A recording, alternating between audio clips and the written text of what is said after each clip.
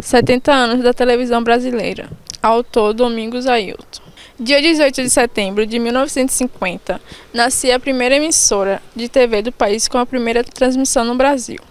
Feita pela Rede Tupi de televisão, a TV Tupi, a primeira estação da América do Sul e a quarta do mundo, de prioridade do jornalista e empresário paraibano Assis Chateaubriand. Poderoso empresário à frente de um império de jornais e rádio, que era do Diários Associados. Chaton, como era conhecido, fez da inauguração da televisão no Brasil um acontecimento marcante na história dos veículos da comunicação do país.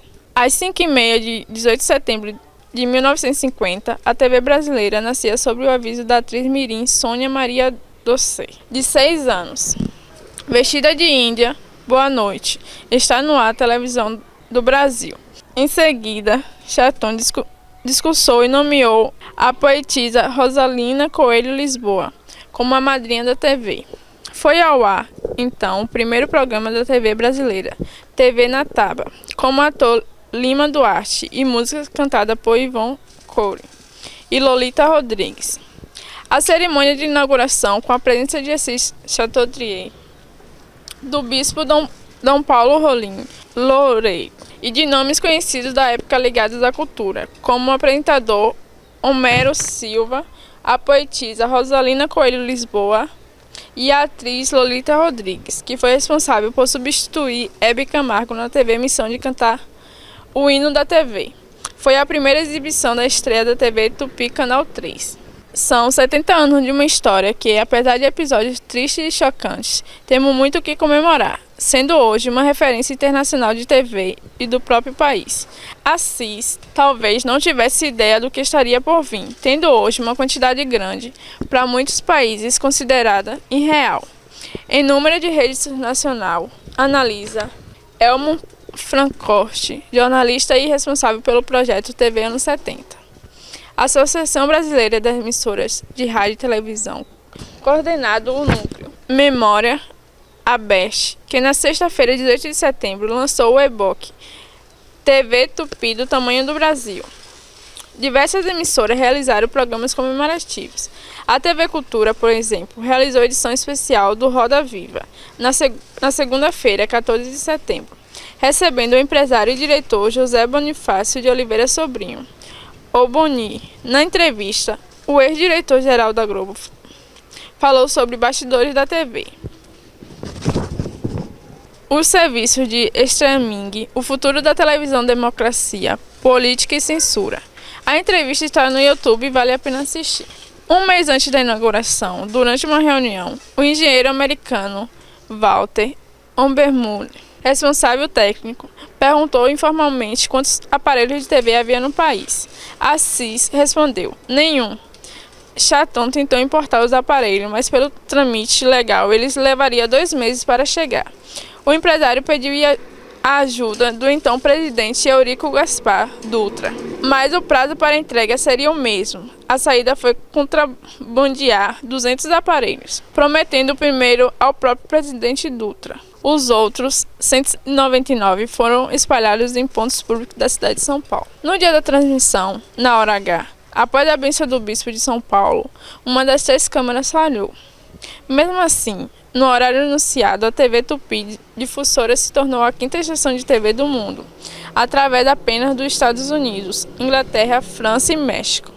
Suas antenas do Alto do Sumaré, na zona oeste da capital paulista, emanaram a primeira imagem transmitida do país. O jornalista Judson Almeida, em live realizada no último dia 20 de setembro, que está gravada no Instagram, @DomingosAilton, jornalista, afirma que a TV brasileira, nos seus primeiros anos, sofreu muita influência do rádio, tendo muitos profissionais da mídia radiofônica, como atores, que faziam radionovela, migrado para as telenovelas. Na live foi lembrado também que a primeira novela de autoria de Manuel Carlos foi Maria Maria, exibida em 1978 na TV Globo, em uma adaptação de romance Maria do Sá, de Lindolfo Rocha, líder da emancipação política de Jequié. Em 1953 nascia a TV Record.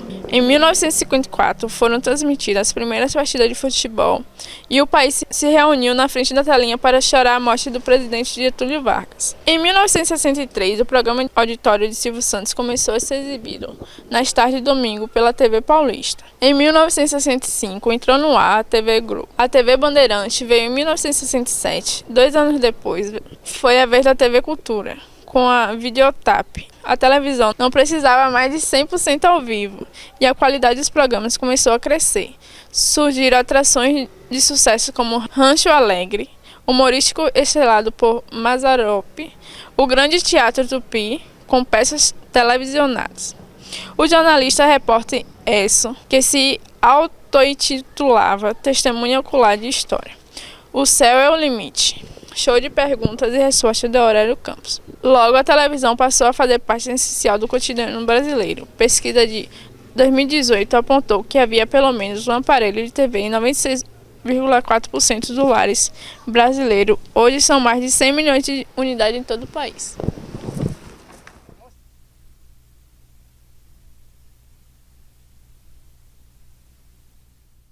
Sobrevivendo em tempos de pandemia.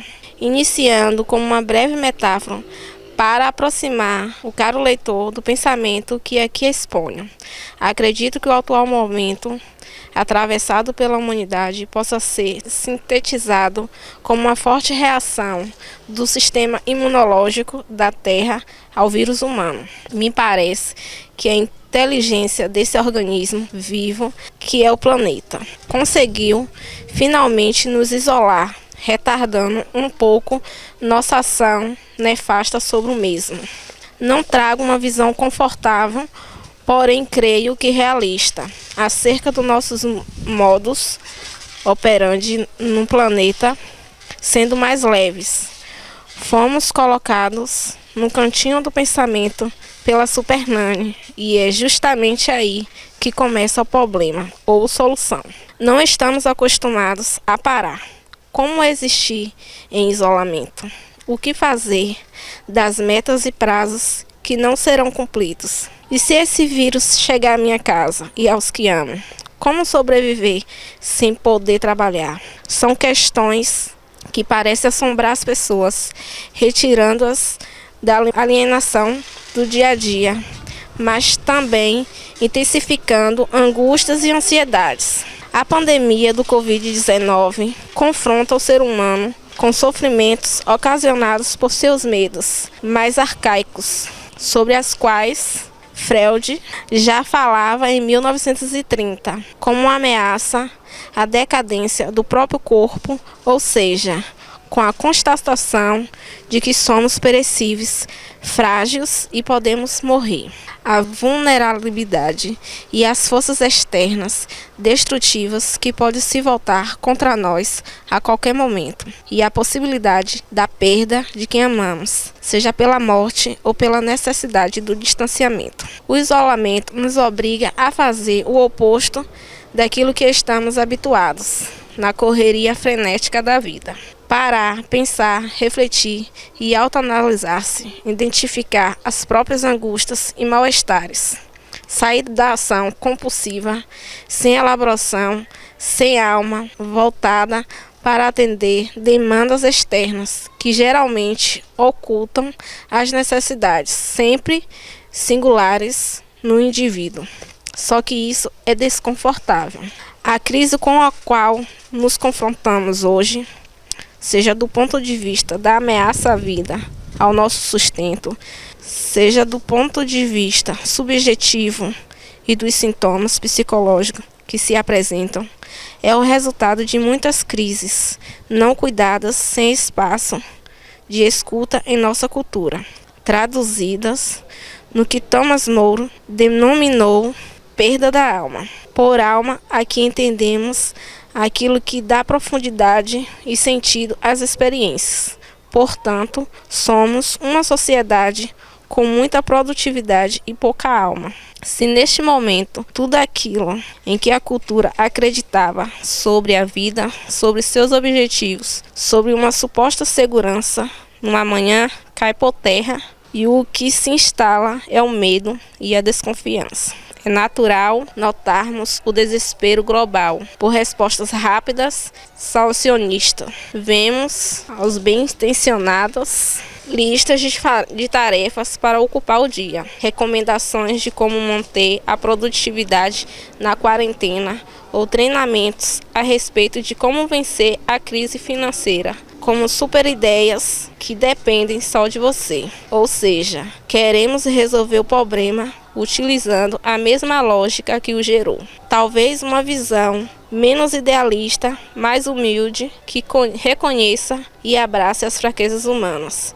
que dê espaço para o silêncio e o não saber, possa nos ajudar a ter um pouco mais de paz e aceitação diante dos acontecimentos do momento. Uma vida com alma pode nos ajudar a ter mais tolerância e menos medo diante daquilo que não podemos controlar, o que por isso só já é um grande facilitador no enfrentamento de crises. Portanto, diante da angústia, da ansiedade e da tristeza do momento, que possamos exercitar a autoindagação. O que isto quer me dizer? Certamente abriremos a porta para uma grande revisão dos nossos valores e modo de estar na vida, não apenas buscando sobreviver ao momento, mas vivê-lo com o que o mesmo pode nos ensinar. Texto de Amanda Cafezeiro.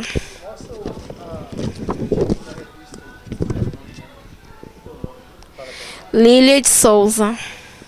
200 anos da passagem do príncipe Maxiliano de Wilde pelas terras jequienses. Autor Domingos Ailton. No capítulo de Conquista à capital da Bahia, do livro Viagem ao Brasil, de autoria do príncipe da Austrália, Maximiliano de Wilde, consta informações sobre aquele que pode ter sido o primeiro registro a respeito da ocupação das atuais terras jequienses. Embora o local era conhecido como Fazenda Borda da Mata e não havia ainda a Fazenda Jequié, reportando-se ao Rio das Contas, e há um fato histórico que leva a crer ter sido os negros, pertence a José de Sá Bittencourt, os primeiros negociantes de Jequié. Como revelar este trecho da obra do viajante alemão? Exausto pelo calor sufocante e pelo tempo que ameaçava temporal, nem por isso deixamos de prosseguir em nossa marcha através das matas baixas. Os córregos estavam na maior rio secos. Procurávamos em vão um filete de água para estancar nossa sede.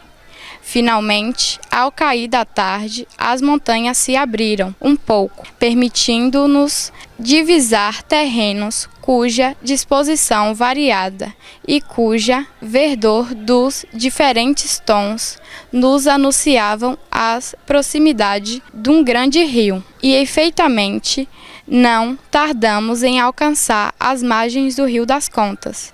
Esse rio, que a princípio o nome de Jussiape, nasce na comarca de Jacobina e recebe várias afluentes.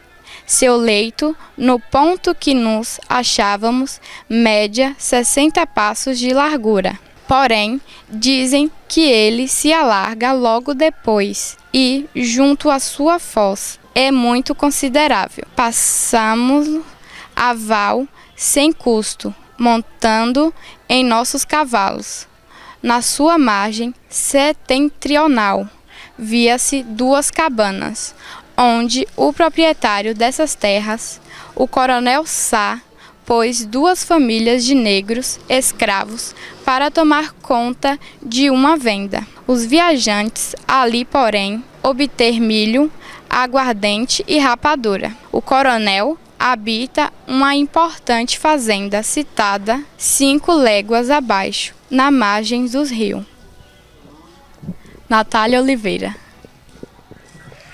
A difícil vida do povo negro no Brasil. Domingos Ailton.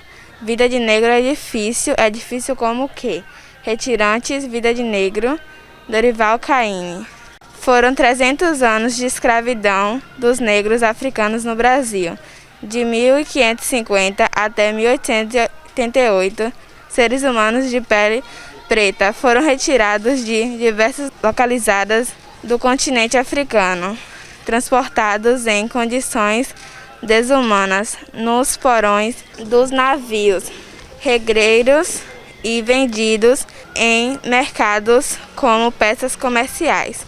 Mais de 130 anos após a abolição de escravatura, os negros no Brasil, em sua imensa maioria, permanecem em uma vida extremamente difícil.